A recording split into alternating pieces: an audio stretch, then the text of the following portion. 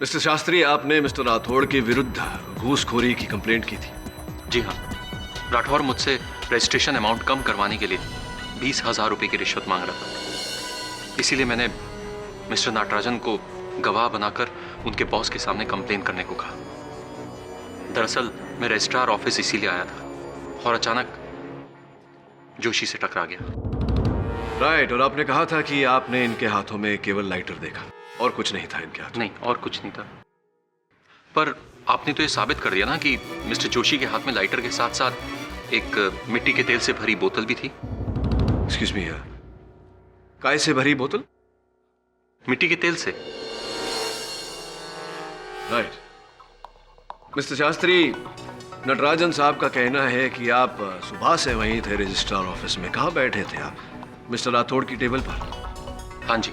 फिर तो उनकी टेबल पर रखा हुआ फोन आपके हाथों के बिल्कुल करीब रहा होगा। जी, तो इसका अर्थ यह होता है कि आप ही ने सुधीर जोशी को फोन करके वहां बुलाया।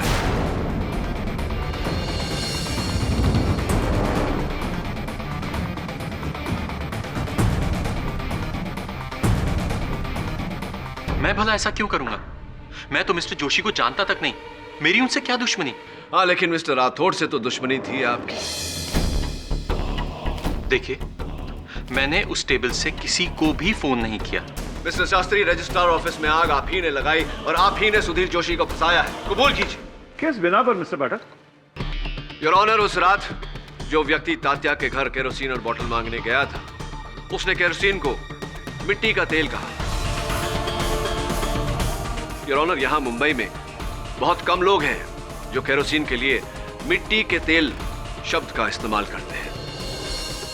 मैं चाहता हूं कि सुधीर जोशी के केस तुम लोग पब्लिक प्रोसिक्यूटर बनकर सरकार की तरफ से। मिस्टर नटराजन ने आपके हाथों में केरोसिन से भरी बोतल देखी। मिस्टर शास्त्री ने आपके हाथों में लाइटर देखा। वो केरोसिन बॉम्ब आपने बनाया तात्या से मांगी हुई बोतल और केरोसिन से, और आपने वो किया जो कोई सपने में भी नहीं सोच सकता था। मिस्टर जोशी, ये ले राठौड़, मर अब। 14 जुलाई को कुर्ला के रजिस्ट्रार ऑफिस में मैंने ही अपने हाथों से बनाया बॉम्ब फेंका। मेरा धर्म है बेगुनाह को बचाना, और अगर सुधीर जोशी बेगुनाह है तो मैं उसे बचाऊंगा। मैंने क्या कहा था केडी साहब? शौक हो जाएंगे। What will you do now? Your honour, case समाप्त हो गया। आपने निर्णय सुना दिया। प्रोसिक्यूशन यानी कि राष्ट्र जीत गया। अब मैं इन कागजों के बंधन में तो नहीं हूं। I am KD Pathak, defence attorney. Revision court में आपका केस मैं लड़ूंगा, अगर आपको स्वीकार हो तो।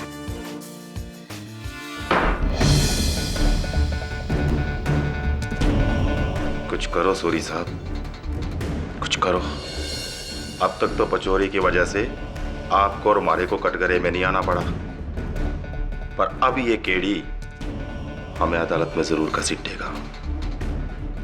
और एक बात सुन लो, अगर मेरी पोल खुली ना तो मैं आपका नाम भी ले दूंगा। दोनों भाई फंसेंगे। केडी का कोई इलाज करना होगा। सांप के बिल में हाथ डाला है उसने। ऐसा जहर चढ़ाऊंगा कि पूरी जिंदगी उतार नहीं पाएगा। अरे क्या हुआ भजनलाल, खाना क्यों नहीं खाता? इस ससुरा केडी पाठक भी ना, एक हरिश्चंद्र कम था दुनिया में, जो दूसरा आ गया। कुछ तो करना पड़ेगा।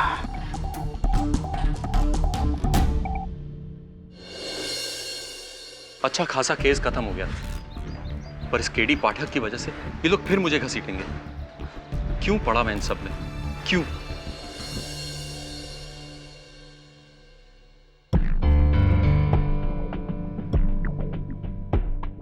Hello बोइडे sir. सर, मैं नटराजन, 1 महीने का अर्जेंट लीव चाहिए सर। वो चेन्नई में मदर सीरियस, मेरे को अर्जेंट जाने का।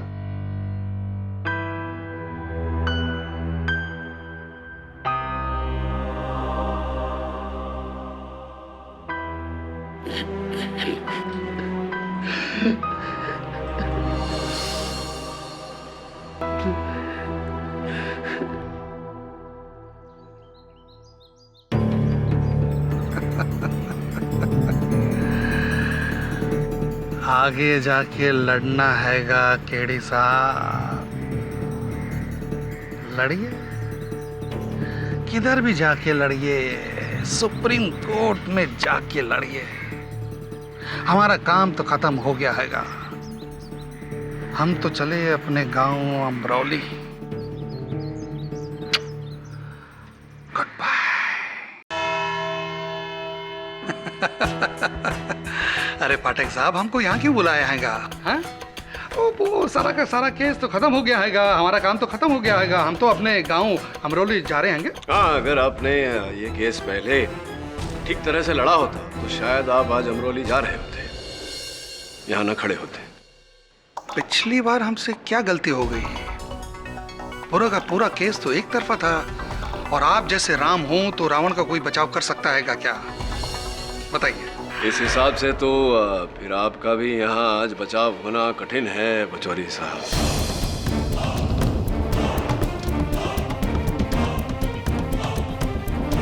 समझा नहीं। समझाता हूँ ना, ये देखिए, रजिस्ट्री आपके नाम की अमरौली में जो जमीन का टुकड़ा आपने खरीदा, 2 दिन पहले ही रजिस्ट्री हुई है इसकी। हाँ, तो खेती बाड़ी के लिए रिटायरमेंट प्लान अच्छा है, इन्वेस्टमेंट भी अच्छा है। तो कितने रुपए दिए आपने इसके? 12.5 लाख रुपए। 3.5 लाख रुपए। क्यों झूठ बोल रहे हैं आप?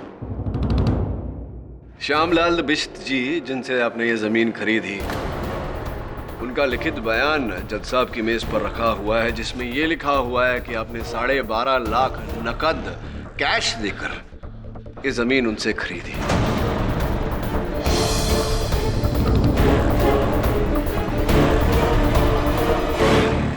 चौरी साहब, एक सरकारी वकील का वेतन कितना होता है ये तो आप भी जानते हैं, मैं भी और जज साहब भी। इसमें तो ये मुमकिन नहीं था, कहाँ से लाए ये पैसे आप? जी, वो कर्जा लिया था। किससे? दोस्त है। क्या नाम है दोस्त का? वो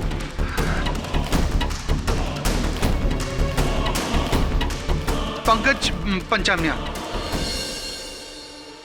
फोन लगाइए उन्हें, नंबर तो होगा आपके पास। अरे फोन लगाइए ना, इतना दिलदार दोस्त आपका 12.5 लाख रुपए आपको यूं ही दे दिए और फोन नंबर नहीं दिया। हाँ लगाइए, निकालिए, कहाँ है फोन? निकालिए। अरे निकालिए, अरे निकालिए, लगाइए। पंकज पंचमिया, मैं नंबर ढूंढ दूं आपको?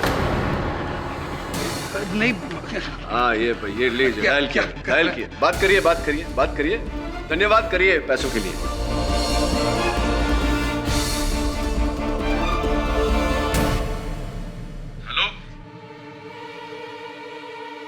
क्या हुआ? पैसे वापस मांग लिए क्या? जी, वो पैसे मैंने अपने दोस्त से नहीं लिया, किसी और से लिया था।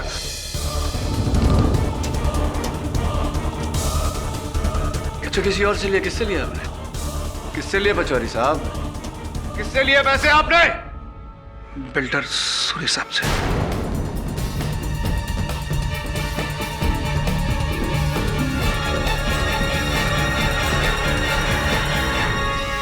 बिल्डर सूरी साहब से? लेकिन क्यों एक बिल्डर ने एक सरकारी वकील को 12.5 लाख रुपए दिए? किस बात के? समझा नहीं। पचौरी साहब ने जो आप पर आरोप लगाया है उस पर आए, उससे पहले मैं ये कहना चाहता हूँ कि एंटी करप्शन ब्यूरो आपके विरुद्ध तहकीकात कर रही थी, अब तो उसमें बहुत बड़ी बाधा आ गई। अच्छा हो गया आपके लिए। मतलब कैसी बाधा? बाधा वही जो आग कुर्ला रजिस्ट्रार ऑफिस में लगी। सुना है कि वहां आपके विरुद्ध जो आपकी प्रॉपर्टी के कागजात थे तो सारे जलकर राख हो गए, न रही बांस न बजेगी बांसुरी। आपका तो स्थिति अच्छी हो गई।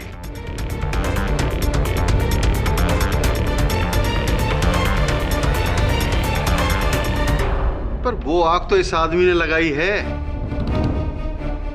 इस केस में मेरा कोई लेना देना नहीं है। चलिए ये बताइए कि आपने पचौरी साहब को 12.5 लाख रुपए क्यों दिए? कौन कहता है? अरे मैं उसको जानता तक नहीं, एक ढेला नहीं दिया है मैंने उसको। कम ऑन मिस्टर सूरी, आपने पचौरी साहब को 12.5 लाख रुपए दिए केस हारने के, ताकि आपके लगाए हुए आग के आरोप में सुधीर जोशी फंसे। किया कि नहीं आपने ऐसा?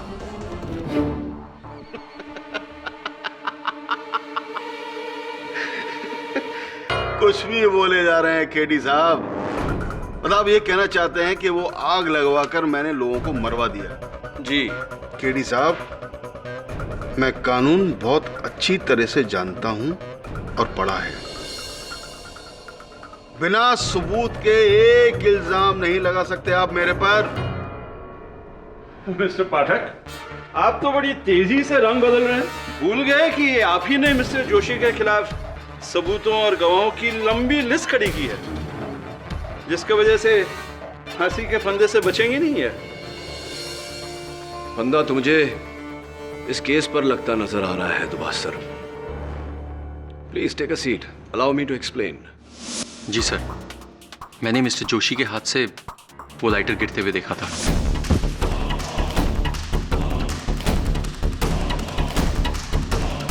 नहीं, लाइटर तो गिरते हुए देखा था, पर क्या आपने मिस्टर जोशी को उस लाइटर से वो केरोसिन बॉम्ब जलाते हुए देखा? देखा? नहीं सर, नहीं देखा। मैंने मिस्टर जोशी के हाथ में वो केरोसिन बम देखा। हाँ, लेकिन क्या आपने मिस्टर जोशी को राठौड़ साहब की खिड़की में से वो बम डालते हुए देखा? देखा क्या? बम डालते हुए देखा आपने? No, but sir. देखा या नहीं देखा? नहीं देखा सर। नहीं देखा तो हो सकता है किसी और ने कोई और बम डाला हो मिस्टर राठौड़ की खिड़की में से, हो सकता है या नहीं? 2 लोग, 2 बम। तो फिर मिस्टर जोशी के हाथ में जो बोतल थी वो कहाँ गई? सर वो बोतल मैंने वहीं झाड़ियों में फेंक दी थी। झूठ! पुलिस को झाड़ियों में कोई बोतल नहीं मिली ऑनर।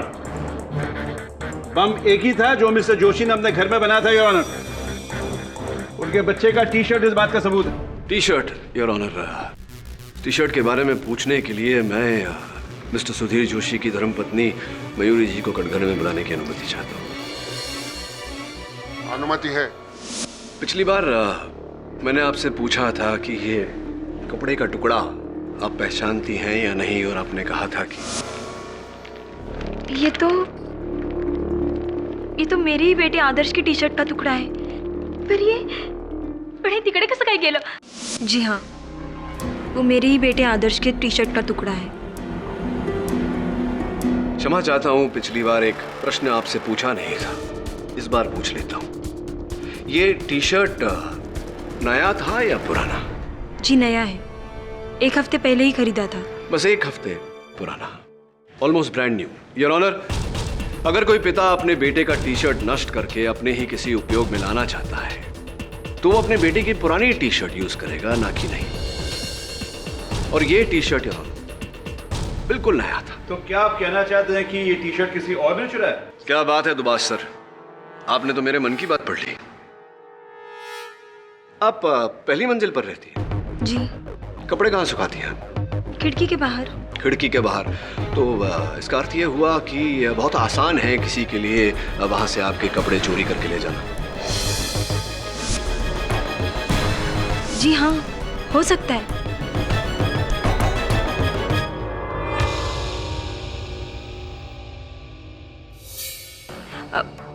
वो थैली और टी शर्ट मैंने एक ही दिन धोए थे और वो गायब भी हुए थे। और वो बोतल जिसमें केरोसिन था, वो तो मिस्टर जोशी ने खुद तात्या से मांगी थी ना? आपके पास मिट्टी का तेल है क्या? मिट्टी का तेल मतलब घासलेट? हाँ, और अगर कोई पुरानी बोतल हो ना तो वो भी चाहिए। अच्छा हुआ आपने तात्या की याद दिला दी मुझे। पिछली बार उनसे वार्तालाप अधूरी रह गई थी, इस बार पूरी कर लेते हैं। तात्या जी, आपसे पिछली बार मैंने पूछा था कि सब जरा जोर से बोलिए। पिछली बार मैंने आपसे पूछा था आपकी आंखों के बारे में। आपकी आंखों की रोशनी कम हो गई है, ठीक से दिखता नहीं है आपको, राइट? याद है आपको? हाँ याद है, मगर साहब मुझे तो साफ साफ दिखाई देता है। साफ साफ दिखता है? नहीं तात्या जी, आपको साफ साफ नहीं दिखता। अंधेरे में तो आपको कुछ भी नहीं दिखता। इसीलिए उस रात को जो व्यक्ति केरोसिन और बोतल मांगने आया था आपके पास, आपने सुधीर जोशी समझ के उसे गलत पहचाना है। साहब, आप कौन होते हो ये बोलने वाले कि मेरे को अंधेरे में सांप दिखाई नहीं देता। मुझे अंधेरे में सांप दिखाई देता है। रॉकेल लेने ये सुधीर ही आया था। अच्छा जी। तो चलिए साबित करिए।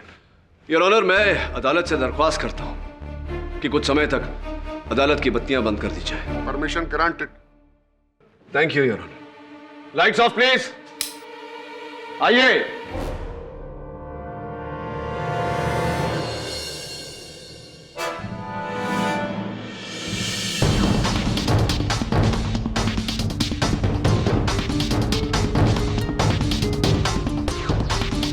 तात्या। कौन? अरे यार मैं हूं मनोहर शिंदे, तेरे ऊपर के फ्लैट में जो रहता हूं। झूठ, बिल्कुल झूठ।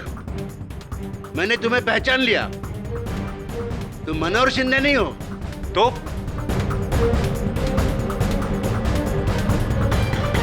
तुम वही पुलिस इंस्पेक्टर हो जिसने सुधीर को गिरफ्तार किया था।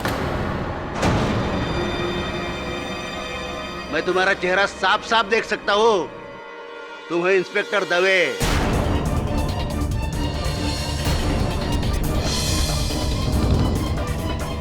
मैं तुम्हारा चेहरा साफ साफ देख सकता हूं। तुम हो इंस्पेक्टर दवे।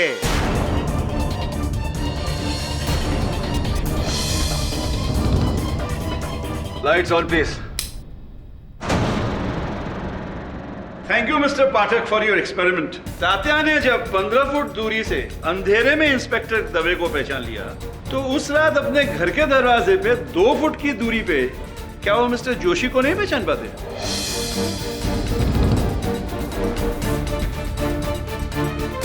आपको तो अंधेरे में दिखता नहीं था ना, अब कैसे दिखने लगा? उस रात मिस्टर जोशी ही गए थे योर ऑनर तात्या के घर बोतल और केरोसिन मांगने, और उन्होंने तात्या से इस बात को अपनी पत्नी से छिपाने के लिए कहा था, क्योंकि इनके मन में खोट थी। बोलिए मिस्टर जोशी।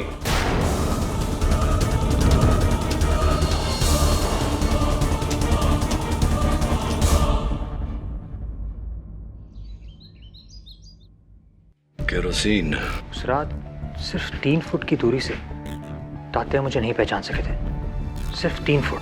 स्लेट। और कल अचानक उनकी आंखें इतनी तेज हो गई कि इतनी दूरी से उन्होंने इंस्पेक्टर दवे का बैच पढ़ लिया। रॉकेल। ऐसा कैसे हो सकता है? ये तो कोई चमत्कार है। मिट्टी का तेल। केरोसिन को अलग अलग नामों से बुलाया जाता है। महाराष्ट्र में उसे घासलेट या रॉकेल। वरुण, उस रात जो व्यक्ति तात्या के पास गया था, आपके पास मिट्टी का तेल है क्या? मिट्टी का तेल मतलब घासलेट। उसने मिट्टी का तेल मांगा था, जबकि तात्या और सुधीर जोशी दोनों महाराष्ट्रियन हैं। तो घासलेट या रॉकेल क्यों नहीं मांगा? मिट्टी का तेल क्यों? इन शब्दों का प्रयोग क्यों किया? मैं कुछ समझा नहीं। इसका अर्थ यह हुआ कि जो व्यक्ति सुधीर जोशी का रूप लेकर गया था वो मराठी नहीं है। Accountant Natarajan, builder Suri, manager Rathore या गवाह शास्त्री, इनमें से कोई भी हो सकता है। Anything is possible.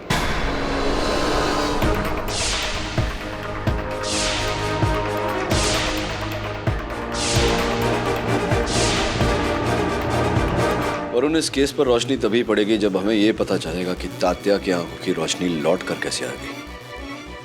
मैं मनोहर शिंदे ऊपर वाले फ्लैट में रहता हूँ ना। अच्छा मनोहर, अरे कैसा है तू?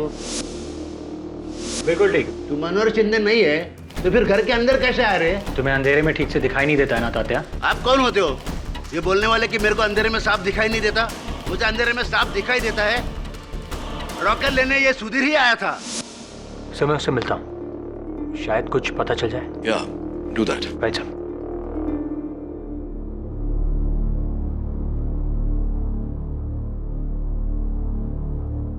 मिस्टर नटराजन, मिस्टर नटराजन, क्या है आपके फाइल में?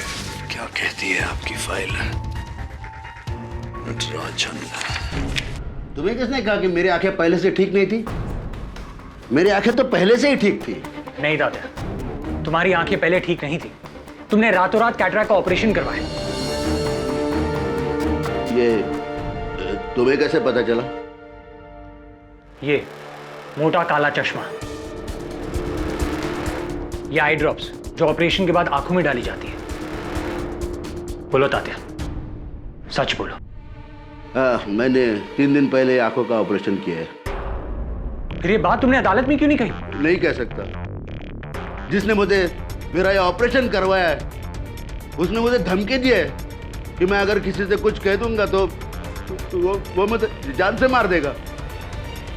धमकी? किसने धमकी दी तुम्हें? नहीं बता सकता मैं। तात्या, तुम्हारा गलत बयान सुधीर जोशी को फांसी पर लटका देगा। तात्या, मेरी बात सुनो। तात्या, उसकी बीवी है, 2 छोटे छोटे बच्चे हैं। तात्या, तुम्हारी नजर अब भले ही सही हो, पर क्या तुम उनसे कभी भी नजर मिला पाओगे? सोचो तात्या, सोचो। नहीं, मैं कायर बन के नहीं रह सकता। कायर बन के मैं इन गलत लोगों का साथ नहीं दे सकता। मुझे पता है मुझे किसने धमकी दी है। मैं पहचानता हूं उसे, पहचानता हूं वो कौन है।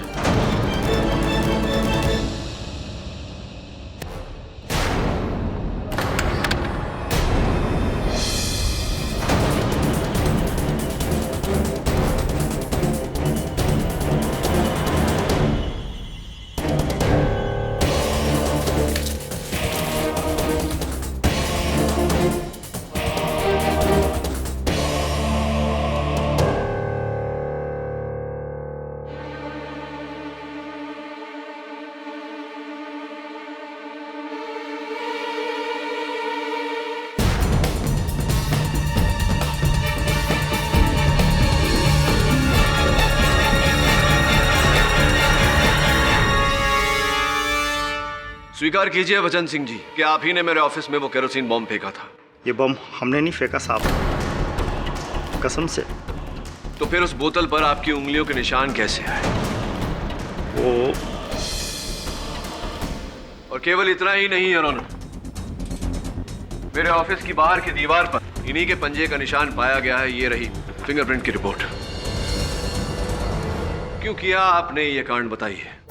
साहब, हम आपको डराना चाहते थे ताकि आप ये केस छोड़ दें और सुधीर जोशी को फांसी हो जाए। क्यों? क्योंकि जोशी के ईमानदारी के भूत से सब परेशान थे। न तो खुद खाता था और न ही डिपार्टमेंट में किसी को खाने देता था। अगर वो केस जीत जाता तो फिर आ जाता हमारी छाती पे दाल उगलने। तो इसीलिए आपने अपने ही कार्यालय में आग लगाई और सुधीर को फंसाया? नहीं साहब, उस दिन मैं छुट्टी में था, मैं ऑफिस आया ही नहीं था। हमने नहीं लगाई थी वो आग। लेकिन तात्या के घर तो तुम ही गए थे वो केरोसिन और बोतल लेने। नहीं साहब, वो घासलेट मैंने नहीं लिया था, वो किसी और ने लिया होगा। वही जिसने रजिस्ट्रार ऑफिस में आग लगाई और जिसने हमें भेजा आपके ऑफिस में आग लगाने को। अच्छा, किसने भेजा आपको? जिसके लिए हम काम करते थे, मिस्टर राठौड़।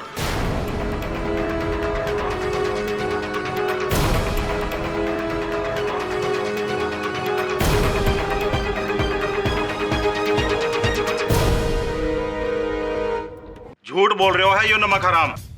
सर, मैंने ना भेजा इसको आपके ऑफिस। इस राठौड़, क्या तात्या भी झूठ बोल रहे हैं? तात्या? हाँ साहब, यही वो आदमी है जो उस दिन कोर्ट के बाद मेरे घर पे आया था।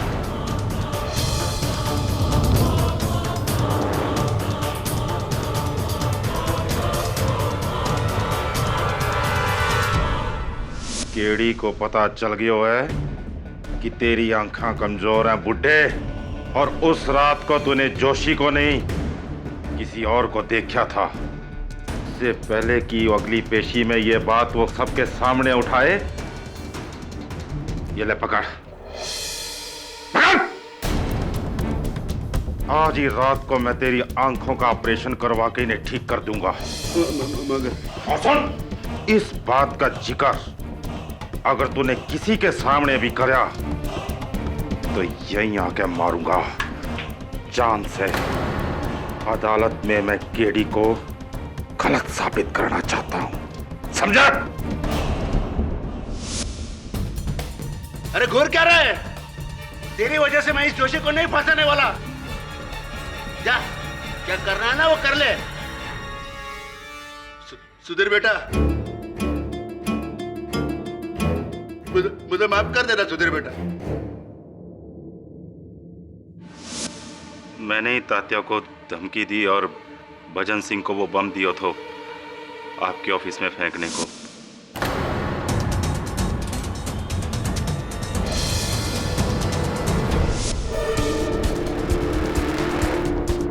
क्योंकि मैं चाहता था कि किसी भी तरह यह आग का केस जोशी पे टिका रहे,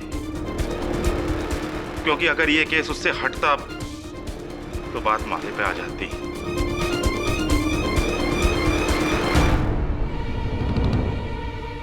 सूरी बिल्डर के साथ करोड़ों को घपलों कियो तो वो बात। ये तो केवल आधा सच हुआ मिस्टर राठौड़। पूरा सच ये है कि वो आग आप ही ने लगवाई थी। नहीं सर, वो आग हमने नहीं लगाई। मैं तो ऑफिस में नहीं था सर। मुझे आप पर संदेह इस कारण से हो रहा है क्योंकि आपने पहले फोन करके सुधीर को 1 बजे वहां बुलाया और फिर आप अचानक लंच करने चले गए। जब आपके दफ्तर में आग लगी तो सब लोग वहां मौजूद थे, आप ही नहीं थे वहां, क्योंकि आप जानते थे कि वहां आग लगने वाली है और सुधीर को आपने इस कारण बुलाया था ताकि आग लगाने के आरोप में ये बेचारा फंस जाए। तो एक काम कर, ऑफिस आ जा, मैं तेरे को समझाता हूँ। 1 बजे आ जा। ठीक है, आता हूँ।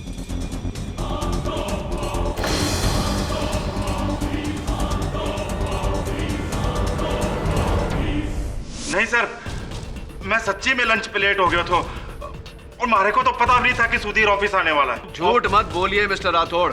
नहीं सर, भगवान कसम मैंने सुधीर को फोन नहीं किया सर। टेलीफोन रिकॉर्ड्स के अनुसार वो फोन कॉल आप ही के कैबिन के फोन से गया है। सर मारे को नहीं पता ये सब कैसे हुआ।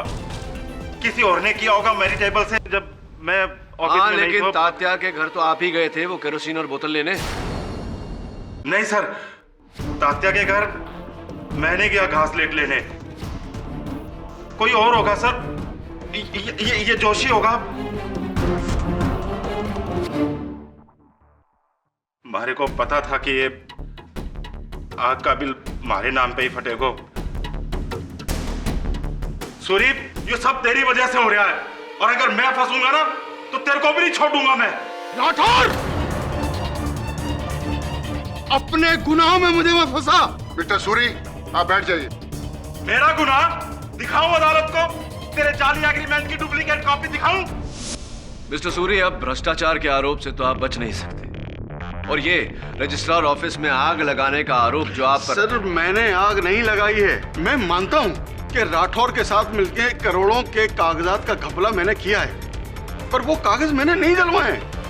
हाँ, मैं मौके का फायदा जरूर उठा रहा था, पर वो आग मैंने नहीं लगवाई है। मैंने आग नहीं लगाई। घर वो केरोसिन मैं नहीं था और नहीं राठौर। मुझे लगता है कि वो नटराजन था।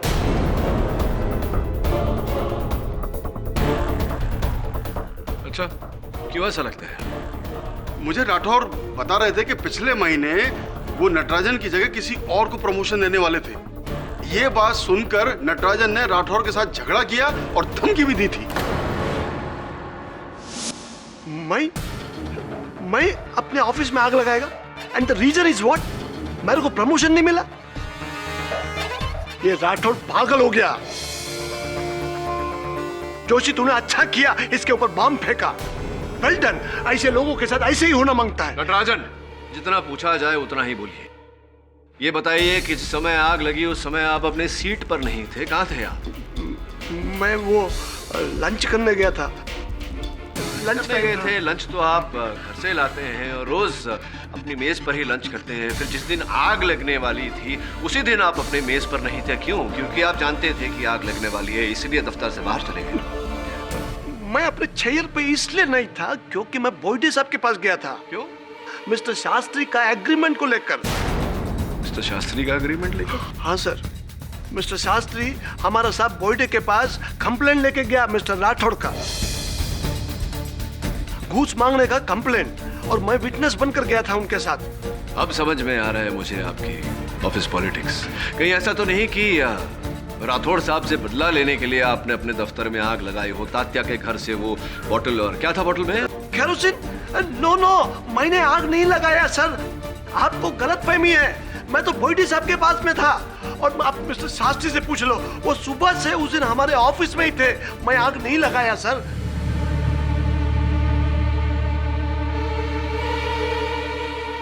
मिस्टर शास्त्री, आपने मिस्टर राठौड़ के विरुद्ध घूसखोरी की कंप्लेंट की थी। जी हाँ, राठौर मुझसे रजिस्ट्रेशन अमाउंट कम करवाने के लिए 20,000 रुपये की रिश्वत मांग रहा था। इसीलिए मैंने मिस्टर नाटराजन को गवाह बनाकर उनके बॉस के सामने कंप्लेन करने को कहा।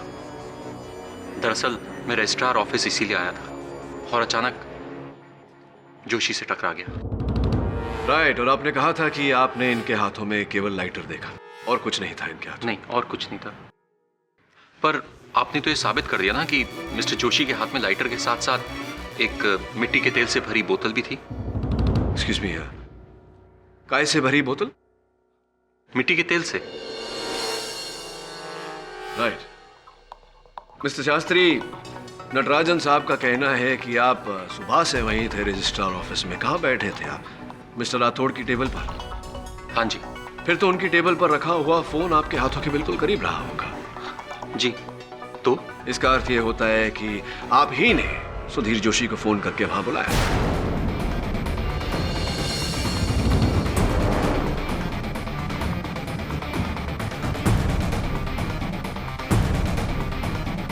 मैं भला ऐसा क्यों करूंगा? मैं तो मिस्टर जोशी को जानता तक नहीं। मेरी उनसे क्या दुश्मनी? हाँ, लेकिन मिस्टर राठौड़ से तो दुश्मनी थी आपकी। देखिए, मैंने उस टेबल से किसी को भी फोन नहीं किया। मिस्टर शास्त्री, रजिस्ट्रार ऑफिस में आग आप ही ने लगाई और आप ही ने सुधीर जोशी को फंसाया है। कबूल कीजिए। किस बिना पर मिस्टर पाठक? योर ऑनर, उस रात जो व्यक्ति तात्या के घर केरोसिन और बोतल मांगने गया था, उसने केरोसिन को मिट्टी का तेल कहा। योर ऑनर, यहां मुंबई में बहुत कम लोग हैं जो केरोसिन के लिए मिट्टी के तेल शब्द का इस्तेमाल करते हैं। यहां रॉकेल या फिर घासलेट का ज्यादा प्रयोग होता है। हमारे किसी भी गवाह ने मिट्टी का तेल नहीं कहा सिवाय मिस्टर शास्त्री के। हो, तो क्योंकि मैंने केरोसिन को मिट्टी का तेल बोला तो आप मुझे विलन बना देंगे? सीरियसली मिस्टर पाठक, इतनी सी बात पर आप इन पर इतना बड़ा शक कर बैठे? हर बड़ी बात इतनी ही बात से ही शुरू होती है दुबास सर। बूंद बूंद से सागर बनता है। मिस्टर शास्त्री वही व्यक्ति है जो तात्या के घर गए थे। This is crazy. मैं मिस्टर सुधीर जोशी को नहीं जानता तो तात्या को कहां से जानूंगा? ना तो मैं उस बिल्डिंग में गया और ना उस घर में। मिस्टर शास्त्री, आप तात्या राव के घर केरोसिन और बोतल लेने गए थे। आपको वहां किसी ने देखा है। मिस्टर सुधीर जोशी के बेटे ने हमें बताया कि आप ही थे। आप ही थे।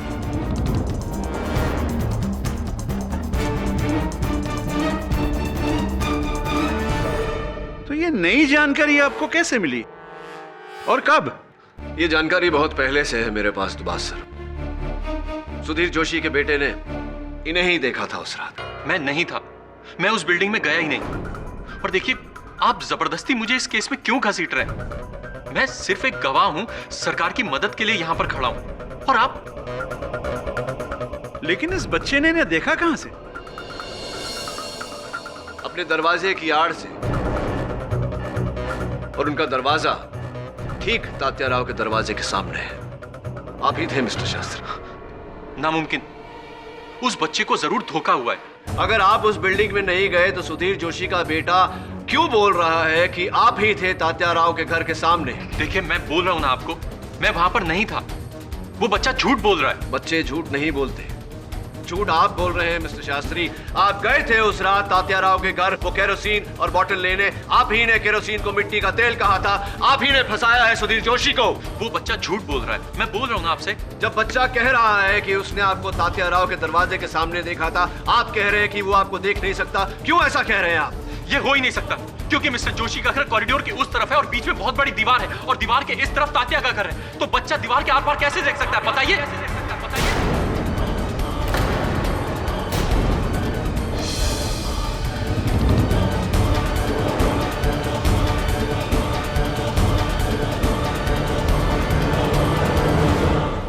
सही कहा आपने मिस्टर शास्त्री। कोई भी दीवार के आर पार नहीं देख सकता, लेकिन ये दीवार जो आपने इस केस के सामने खड़ी की थी, उसके आर पार अभी अदालत साफ साफ देख पा रही है। कृपया कर अदालत को बताइए कि जब आप तात्या राव को जानते ही नहीं थे, सुधीर जोशी को जानते ही नहीं थे, उनके बिल्डिंग में कभी गए ही नहीं थे, तो फिर आपको कैसे पता कि सुधीर जोशी का घर कॉरिडोर के एक कोने में है और उसके दरवाजे और तात्या राव के दरवाजे के बीच दीवार है? क्या लगता है आपको फंस चुके हैं आप? आपको इकबाल जुर्म करना चाहिए या आगे भी साबित करो?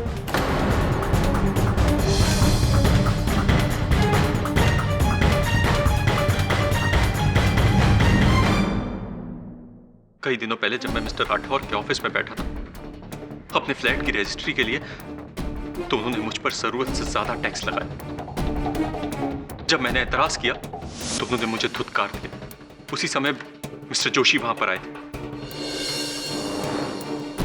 वो मैं ही था जिसे राठौर ने ऑफिस से बाहर जाने के लिए कहा था।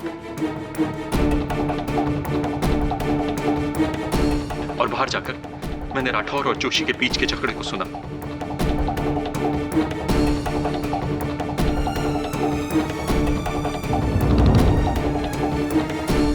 उसके बाद जब राठौर ने मुझे फोन करके रिश्वत मांगी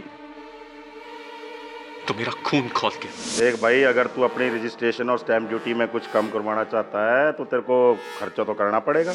और यहां मैं एक आम आदमी बैंक से लोन लेकर, अपने गांव की जमीन बेचकर, अपनी बीबी के जेवरात गिरवी रखकर पाई पाई जमा करने के बाद भी राठौर जैसे कर्मचारियों का शिकार होते हैं। और वहीं दूसरी ओर सूरी जैसे अरबपति बिल्डर, जिनका एक दिन का खर्चा मेरी जिंदगी भर की कमाई से भी ज्यादा हो सकता है। राठौर जैसे लोग उन्हें करोड़ों की छूट देते हैं।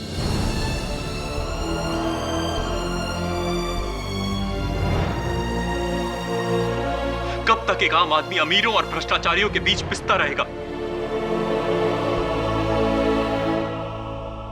मेरे सब्र का बांध टूट गया और फिर मैंने फैसला किया कि मैं राठौर और उसके सिस्टम से बदला लूंगा। और मैंने एक प्लान बनाया। राठौर और जोशी की लड़ाई का फायदा उठाकर मैं कई दिनों तक जोशी का पीछा करता रहा, उसके घर, उसके पड़ोसियों के बारे में जानकारी हासिल की। वहीं से मुझे पता चला कि तात्या को रात को दिखाई नहीं देता।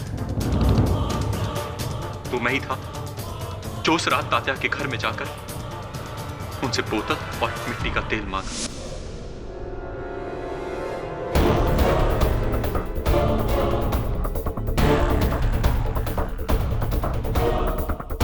और फिर मैंने जोशी की बालकनी में जाकर सूखते हुए कपड़ों में से वो टी शर्ट और वो थैली निकाली और एक क्रूड बॉम्ब बनाया।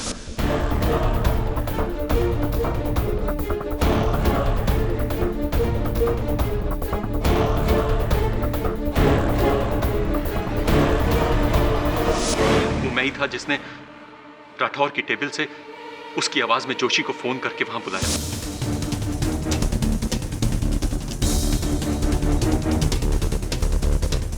उस दिन जब जोशी बिल्डिंग के पीछे गया तो मैंने खिड़की से वो दूसरा बम फेंका। धमाका हुआ और जोशी वहां से भागा। मैं जानबूझकर जोशी से टकराया ताकि उसके खिलाफ गवाह बन सकूं। और फिर झाड़ियों में पड़ी उस बोतल को भी मैंने गायब कर दिया।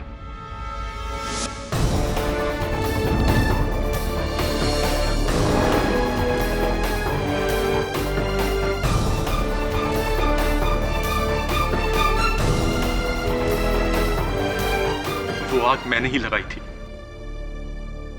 ये एक आम आदमी का इंतकाम है।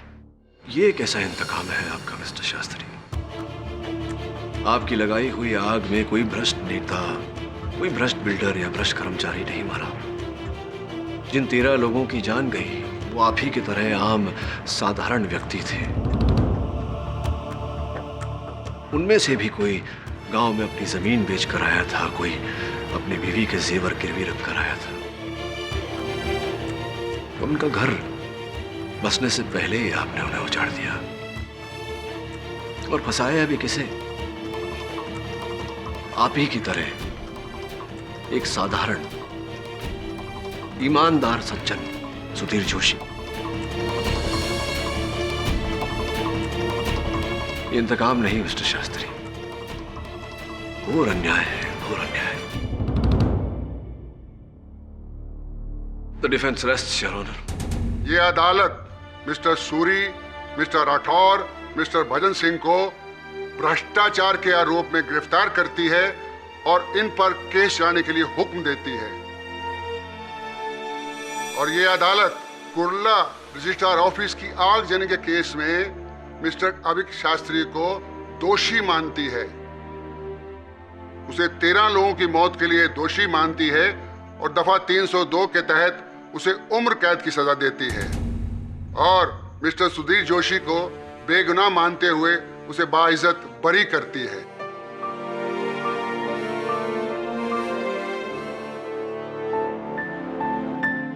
Case is closed.